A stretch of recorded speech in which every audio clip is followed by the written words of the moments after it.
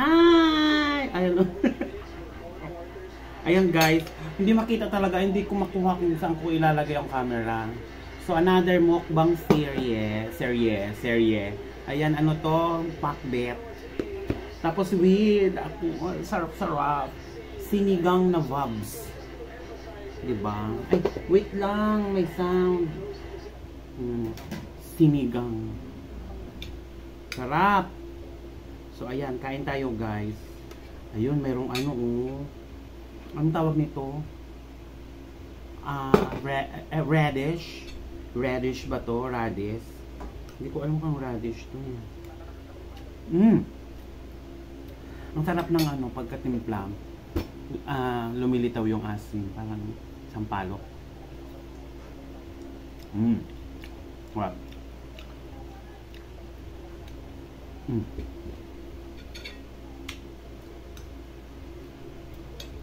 Gulay. Tapos ito din. Ano tawag nito? Pakbet. Pakbet. Diba? Ang laki ng subo. Sarap. Nalasahan ko yung ano, ampalaya. Nalasahan ko yung ampalaya. Sarap. Pait. Then ano, okra. Ito, sarap. Kalabasa. Nako, parami na naman ang aking makakain ngayon. Mukbang na naman to eh.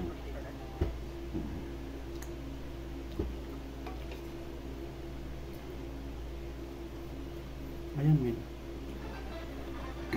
Ay, wala, nag-ano pala ako. Nanonood ako ng ano, video.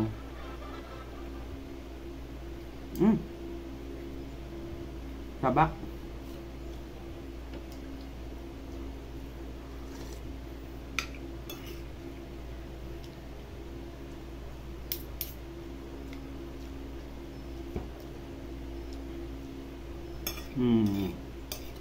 Ang sarap guys talaga, promise. Ano ko, hindi ko pala tuluto. Binili ko lang. Kanina kasi parang nagutom ako. Magluluto sana ako.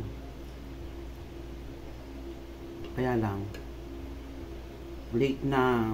Magluluto ako, magugutom na talaga ako. Manginginig na naman ako. Anong oras na ba? O 11:30 na kasi.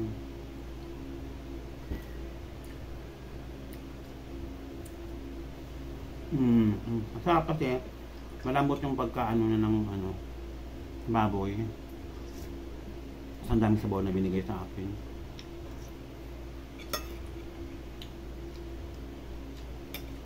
Tapos nang binilihan ko ng ulam na to, bumili siya ng buko, yung buong buko. Parang dalawa yata ang binili niya. Tapos nagtanong ako sa kanya kung nasaan na. Bibili din sana ako. Diba? Binigay sa akin yung kalahati, yung isa. Sa dalawang binili niya. 2 peraso. Eh wala naman daw kakain. Mga anak niya, sabaw lang gusto. Yun, kinuha ko yung isa. Bigay na eh, di ba? So, after nito, i-blend ko yun. Kasi drinks na siya, di ba? Pak! Nanonood din ako ng basketball. Ayan, shot. NU. Kaya lang parang matatalo si NU. UAAP. Lamang na sila sa... I recorded na to last time. Pero parang hindi ko napanood to eh. Kaya nag-replay. Pinanood ko ngayon. 59.74. Fourth quarter na. Taulo na yan siya. Pak! Wala pang free throw.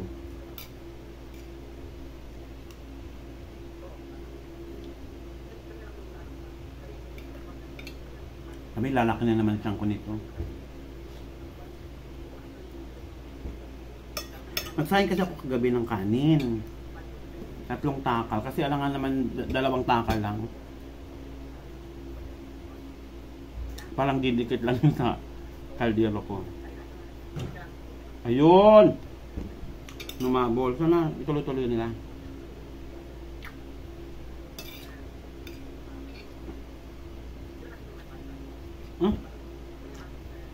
Sarap talaga.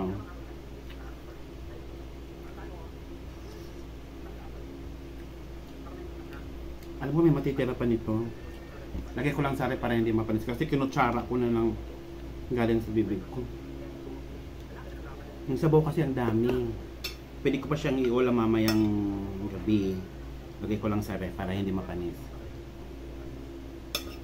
Ako lang na makakain niya. Diba?